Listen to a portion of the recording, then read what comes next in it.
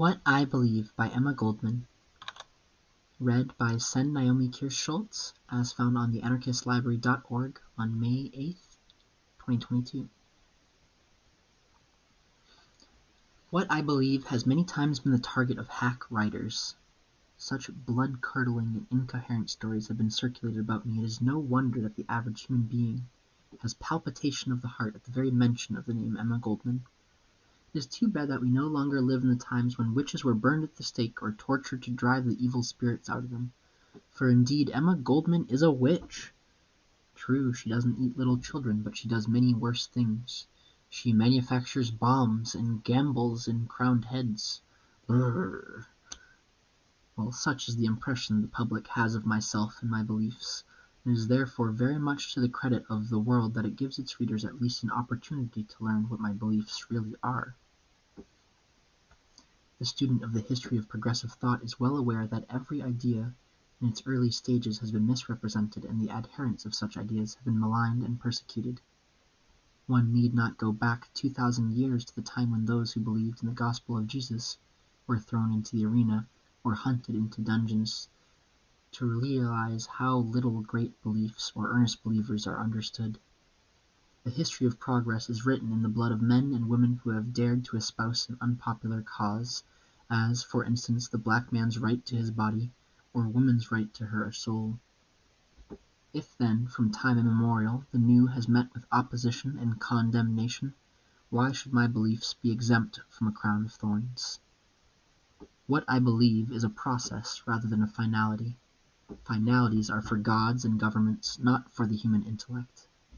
While it may be true that Herbert Spencer's formulation of liberty is the most important on the subject, as a political basis of society, yet life is something more than formula.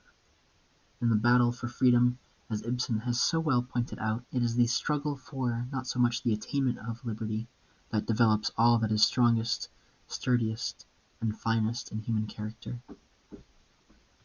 Anarchism is not only a process, however, that marches on with somber steps, coloring all that is positive and constructive in organic development.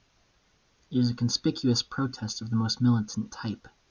It is so absolutely uncompromising, insisting and permeating a force as to overcome the most stubborn assault, and to withstand the criticism of those who really constitute the last trumpets of a decaying age. Anarchists are by no means passive spectators in the theater of social development. On the contrary, they have some very positive notions as regards to aims and methods. That I may make myself as clear as possible without using too much space, permit me to adopt the topical mode of treatment of what I believe. First, as to property. Property means dominion over things and the denial to others of the use of those things. So long as production was not equal to the normal demand, institutional property may have had some raison d'être, reason of being. One has only to consult economics, however, to know that the productivity of labor within the last few decades has increased so tremendously as to exceed normal demand 100-fold, and to make property not only a hindrance to human well-being, but an obstacle, a deadly barrier to all progress. It is the private dominion over things that condemns millions of people to be mere non-entities, living corpses without originality or power of initiative, human machines of flesh and blood who pile up mountains of wealth for others and pay for it with a gray, dull, and wretched existence for themselves. I believe that there can be no real wealth, no social wealth, so long as it rests on human lives, young lives, old lives, and lives in the making.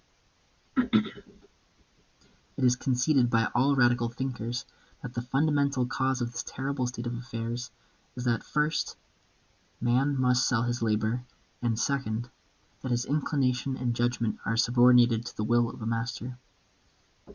Anarchism is the only philosophy that can and will do away with this humiliating and degrading situation. It differs from all other theories inasmuch as it points out that man's development, his physical well-being, his latent qualities and innate disposition alone must determine the character and condition of his work. Similarly, will one's physical and mental appreciations and his soul cravings decide how much he shall consume. To make this a reality will, I believe, be possible only In a society based on voluntary cooperation of productive groups, communities and societies loosely federated together, eventually developing into a free communism, actuated by a solidarity of interest. There can be no freedom in the large sense of the word, no harmonious development, so long as mercenary and commercial considerations play an important part in the determination of personal conduct. Second, as to government. I believe government, organized authority, or the state is necessary only to maintain or protect property and monopoly. It has proven efficient in that function only.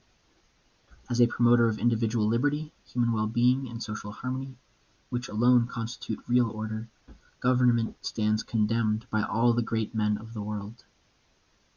I therefore believe with my fellow anarchists that the statutory regulations, legislative enactments, constitutional provisions, these are all invasive. They never yet introduced or induced man to do anything he could and would not do by virtue of his intellect or temperament, nor prevented anything that man was impelled to do by the same dictates. Millet's pictorial description of the man with the hoe, Meunier's masterpieces of the miners that have aided in lifting labor from its degrading position, Gorky's descriptions of the underworld, Ibsen's psychological analysis of human life, could never have been induced by government any more than the spirit which impels a man to save a drowning child or a crippled woman from a burning building has ever been called into operation by statutory regulations or the policeman's club. I believe, indeed I know, that whatever is fine and beautiful in the human expresses and asserts itself in spite of government, and not because of it. The anarchists are therefore justified in assuming that anarchism, the absence of a government, will ensure the widest and greatest scope for unhampered human development, the cornerstone of true social progress and harmony. As to the stereotyped argument that government acts as a check on crime and vice, even the makers of law no longer believe it. This country spends millions of dollars for the maintenance of her criminals behind prison bars, and yet crime is on the increase. Surely this state of affairs is not owing to an insufficiency of laws. 90% of all crimes are property crimes, which have their root in our economic iniquities. So long as these latter continue to exist, we might convert every lamp-post into a gibbet without having the least effect on the crime in our midst. Crimes resulting from heredity can certainly never be cured by law. Surely we are learning even today that such crimes can effectively be treated only by the best modern medical methods at our command, and above all, by the spirit of a deeper sense of fellowship, kindness, and understanding. 3. As to militarism. I should not treat of this subject separately, since it belongs to the paraphernalia of government, if it were not for the fact that those who are most vigorously opposed to my beliefs on the ground that the latter stand for force are the same advocates of militarism. The fact is that anarchists are the only true advocates of peace, the only people who call a halt to the growing tendency of militarism, which is fast making of this erstwhile free country an imperialistic and despotic power. The military spirit is the most merciless, heartless, and brutal in existence. It fosters an institution for which there is not even a pretense of justification. The soldier, to quote Tolstoy, is a professional man-killer. He does not kill for the love of it, like a savage, or in a passion, like a homicide. He is a cold-blooded, mechanical, obedient tool of his military superiors. He is ready to cut throats, scuttle a ship, do whatever it takes at the command of his ranking officer, without knowing or perhaps caring how, why, or wherefore. I am supported in this contention by no less a military light than General Funston. I quote from the latter's communication to the New York Evening Post of June 30th, dealing with the case of Private William Buwalda, who caused such a stir all through the Northwest. Quote, "The first duty of an officer or enlisted man," says our noble warrior, "is unquestioning obedience and loyalty to the government to which he has sworn allegiance. It makes no difference whether he approves of that government or not." End quote.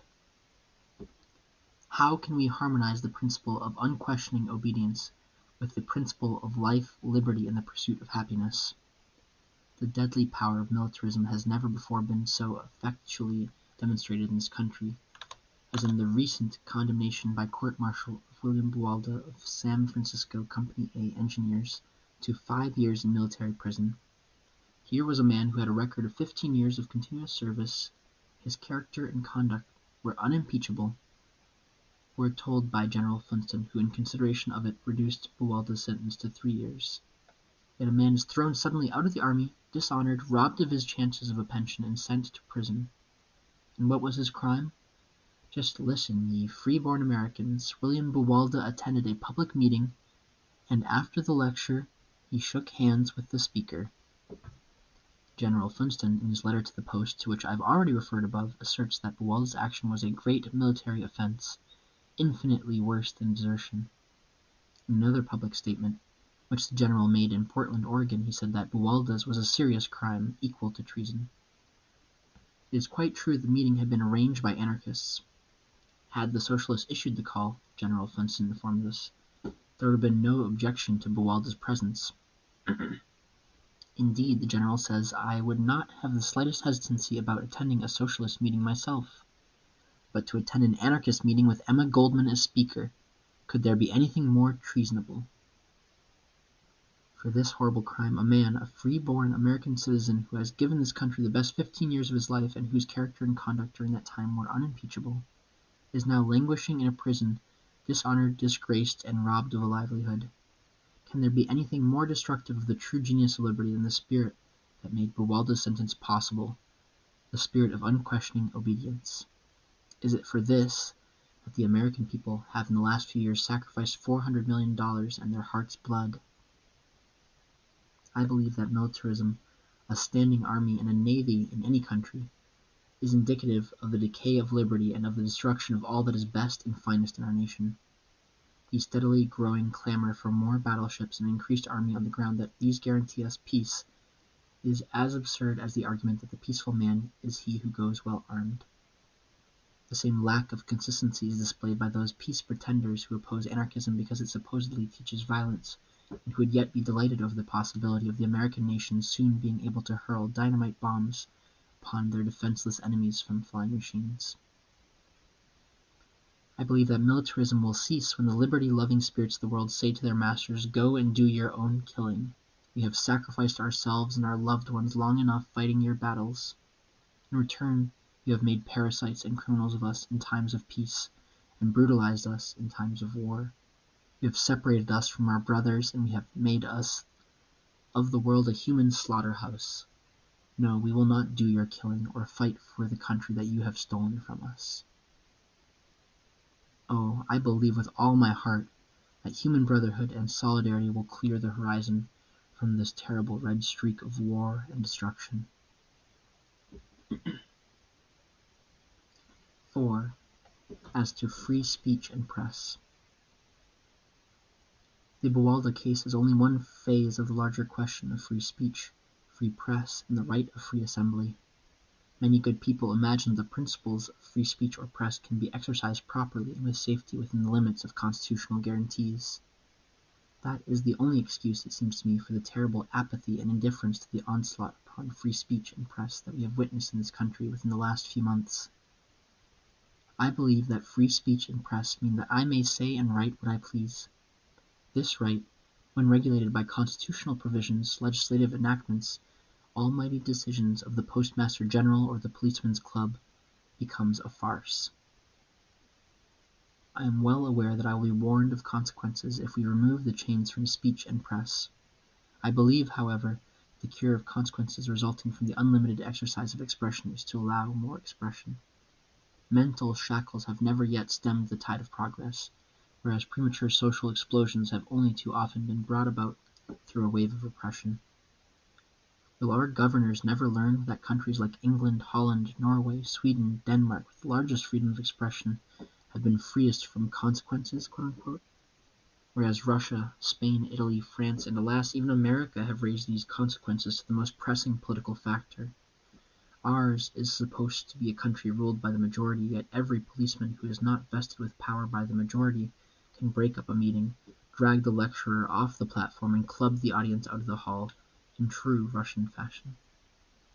The Postmaster General, who is not an elective officer, has the power to suppress publications and confiscate mail. From his decision there is no more appeal than that of the Russian Tsar. Truly, I believe we need a new Declaration of Independence. Is there no modern Jefferson or Adams? 5. As to the Church. At the recent convention of the political remnants of a once revolutionary idea, it was voted that religion and vote-getting have nothing to do with each other. Why should they?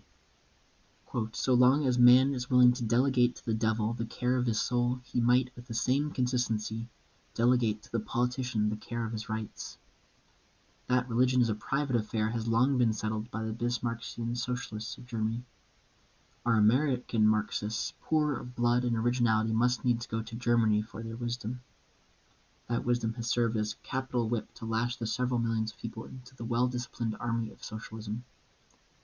It might do the same here. For goodness' sake, let's not offend respectability, let's not hurt the religious feelings of the people. Religion is a superstition that originated in man's mental inability to solve natural phenomena. The Church is an organized institution that has always been a stumbling block towards progress. Organized churchism has stripped religion of its naivete and its primitiveness. It has turned religion into a nightmare that oppresses the human soul and holds the mind in bondage. The dominion of darkness, as the last true Christian, Leo Tolstoy, calls the Church, has been a foe of human development and free thought, and as such, it has no place in the life of a truly free people. 6. As to marriage and love. I believe these are probably the most tabooed subjects in the country. It is almost impossible to talk about them without scandalizing the cherished propriety of a lot of good folk.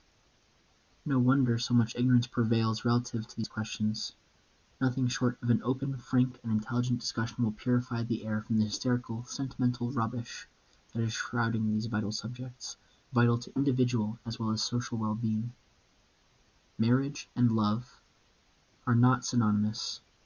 On the contrary, they are often antagonistic to each other.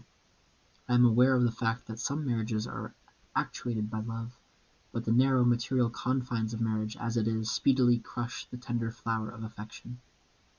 Marriage is an institution which furnishes the state and church with a tremendous revenue and the means of prying into that phase of life, which refined people have long considered their very own most sacred affair. Love is that most powerful factor of human relationship from which time immemorial has defied all man-made laws and broken through the iron bars of conventions in church and morality. Marriage is often an economic arrangement purely, furnishing the woman with a lifelong life insurance policy and the man with a perpetuator of his kind, or perhaps a pretty toy. That is, marriage, or the training thereto, prepares the woman for the life of a parasite, a dependent, a helpless servant, while it furnishes the man the right of a chattel mortgage over a human life. How can such a condition of affairs have anything in common with love? With the element that would forego all the wealth of money and power and live in its own world of untrammeled human expression. But this is not the age of romanticism, of Romeo and Juliet, Faust and Marguerite, of moonlight ecstasies, of flowers and songs. Ours is a practical age. Our first consideration is an income. So much the worse for us if we have reached the era when the soul's highest flights are to be checked. No race can develop without the love element. But if two people are to worship at the shrine of love, what is to become of the golden calf, then marriage? Quote, is the only security for the woman, for the child, the family, the state, unquote. But it is no security to love, and without love no true home can or does exist. Without love no child should be born. Without love no true woman can be related to a man. The fear that love is not sufficient material safety for the child is out of date. I believe when woman signs her own emancipation, her first declaration of independence will consist in admiring and loving a man for the qualities of his heart and mind and not for the quantities in his pocket. The second declaration will be that she has the right to follow that love without let or hindrance from the outside world. And the third and most important declaration will be the absolute right to free motherhood. In such a mother, In an equally free father rests the safety of the child. They have the strength, the sturdiness, the harmony to create an atmosphere wherein alone the human plant can grow into an exquisite flower. 7. As to acts of violence. And now I have come to that point in my beliefs about which the greatest misunderstanding prevails in the minds of the American public. Well, come now, don't you propagate violence, the killing of crowned heads and presidents? Well, who says that I do? Have you heard me? Has anyone heard me? Has anyone seen it printed in our literature? No, but the papers say so. Everyone says so. So consequently, it must be so. Oh, for the accuracy and the logic of the dear public. I believe that anarchism is the only philosophy of peace, the only theory of the social relationship that values human life above everything else. I know that some anarchists have committed acts of violence, but it is the terrible economic inequality and great political injustice that prompt such acts, not anarchism. Every institution today rests on violence. Our very atmosphere is saturated with it. So long as such a state exists, we might as well strive to stop the rush of Niagara as hope to do away with violence. I have already stated that countries with some measure of freedom of expression have had few or no acts of violence. Well, what is the moral, then? Simply this: no act committed by an anarchist has been for personal gain, aggrandizement, or profit, but rather a conscious protest against some repressive, arbitrary, tyrannical measure from above. President Carnot of France was killed by Casero in response to Carnot's refusal to commute the death sentence of Vaillant, for whose life the entire literary, scientific, and humanitarian world of France had pleaded. Bresci went to Italy on his own money, earned in the silk-weaving mills of Paterson, to call King Humbert to the bar of justice for his order to shoot defenseless women and children during a bread riot. Angelino executed Prime Minister Canovas for the latter's resurrection of the Spanish Inquisition at Montjuich prison.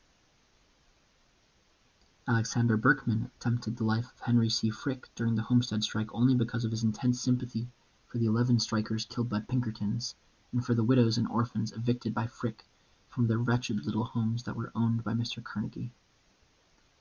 Every one of these men not only made his reasons known to the world in spoken or written statements showing the cause that led to his act, proving that the unbearable economic and political pressure, the suffering and despair of their fellow men, women, and children prompted the acts and not the philosophy of anarchism.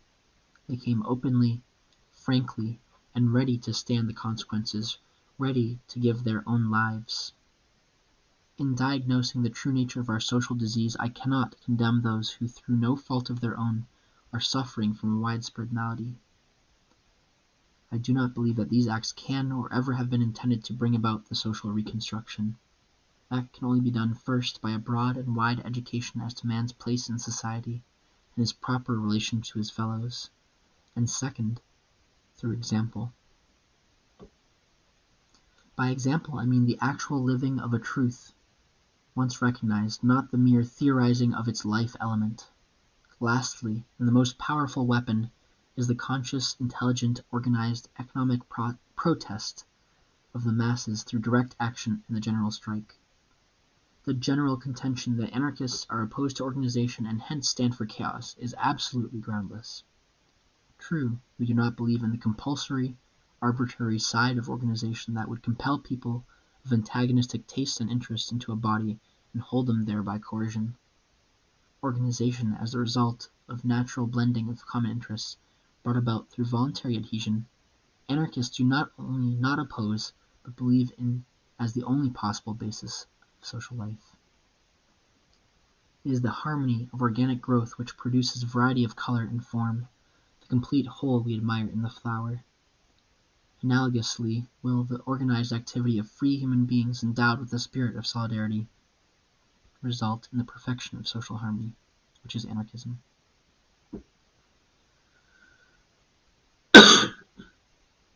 Indeed, only anarchism makes non-authoritarian organization a reality, since it abolishes the existing antagonism between individuals and classes.